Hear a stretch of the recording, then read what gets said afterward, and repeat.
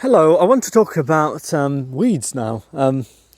It's interesting actually. I think a lot of people don't see weeds the way they could, and there's a lot of layers to how you could change your view about weeds. But one of these has to do with this idea that I summarized a little bit in the article about syntropic agriculture, the idea that whenever you cut something, and I've been talking about it in the videos as well, whenever you cut something and keep it juvenile, something that has got enough roots, enough carbohydrates and starch in the roots so they can come back again.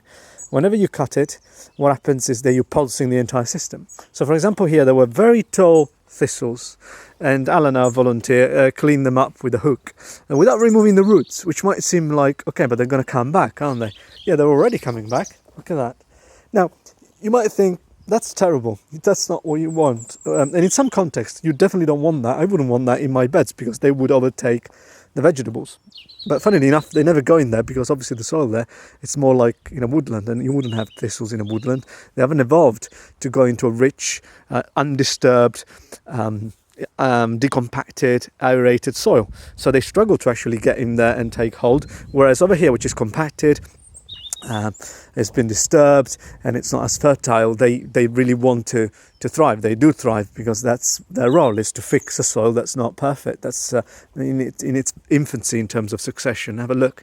This area was all disturbed, so this soil is like has experienced a big event and now wants to start building up fertility, structure and stuff like that. So that's why the weeds are thriving here, and we've got some couch grass, some thistles and a lot of other things. But let's go back to the idea of cutting them without removing the roots. What's happening whenever you do that is that the roots are going to send down a lot of exudates into the ground and stimulate microbiology.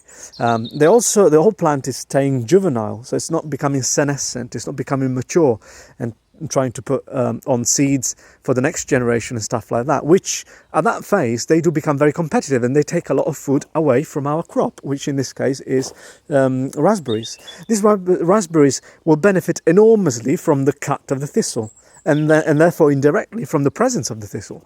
If you keep cutting it and put all the stuff that you cut either around it as a mulch, like we've done partly here and we put some over there, but even if you remove the tops because you're afraid there might be some seeds or stuff like that, the fact that you're cutting means that the root zone of these raspberries is being inundated with goodness, inundated with microbial activity and sugars and carbohydrates and proteins and amino acids. So it's having an incredible effect, and all the plants that allow you to do that can be used as a tool. You don't have to see them only as a nuisance. Another thing is that they create a lot of biomass. So this is Phacelia actually, this stuff, and it was really green when we put it on the ground, and it had a lot of seeds as well. So now it's self-seeding, and that's a thing that the frost usually kills. It's a beautiful pink plant that we use to attract pollinators and suppress weeds. So in time, rather than the thistles, we'll have Phacelia around here, which is beautiful. It can be easily killed if we need to, but also produces a lot of biomass, so we can cut it down, chop it down and use the stuff that we chop as a mulch. And every time, remember, it will give a pulse to the system. Not as much as a thistle, because Phacelia is an annual, so when you cut it, it actually most of the time just dies and very rarely can come back. So the roots in that case will become compost in the ground, but they won't allow an extra flush of growth, or perhaps just one, but definitely not an infinite number like the thistles. So both of those strategies are really good. Having a plant that you then cut and use as a mulch, or having a plant that you cut continuously. And even though it's an invasive, because you're cutting it continuously, it never manages to spread, and it only becomes a resource. That's what weeds are for. They are meant to get energy from the sun and put it into the ground and fix carbon so that the carbon stays in the soil rather than in the air.